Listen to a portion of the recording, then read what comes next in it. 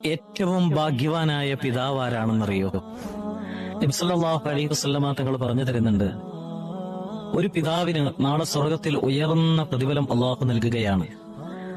ആ പിതാവ് അള്ളാഹുവിനോട് ചോദിക്കും, പടച്ചവനെ, ഇത്രയും വലിയ സ്വർഗത്തിലെ ദർജ നീ എനിക്ക് തരാൻ കാരണം എന്താണ്?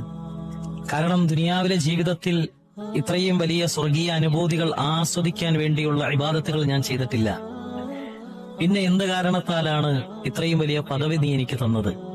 ആ മനുഷ്യനോട് അള്ളാഹു പറയുമെന്നാണ്, മനുഷ്യ, നിന്റെ ഇബാദത്തുകൾ കൊണ്ടോ നിന്റെ അമലുകൾ കൊണ്ടോ ഒന്നുമല്ല സ്വർഗത്തിലെ ഏറ്റവും ഉയർന്ന ദർജ ഞാൻ നിനക്ക് തന്നത്. മറിച്ച് നിന്റെ മരണശേഷം നിന്റെ മക്കൾ നിന്നെ മറക്കാതെ നിനക്ക് വേണ്ടി പൊറുക്കലിനെ തേടി, നിനക്ക് വേണ്ടി സ്വതക്കകൾ കൊടുത്തു, നിനക്ക് വേണ്ടി ഖുർആൻ ഓതി, നിനക്ക് വേണ്ടി ദിക്റുകൾ ചൊല്ലി, നിനക്ക് വേണ്ടി അന്നപാനീയ വിതരണങ്ങൾ നടത്തി.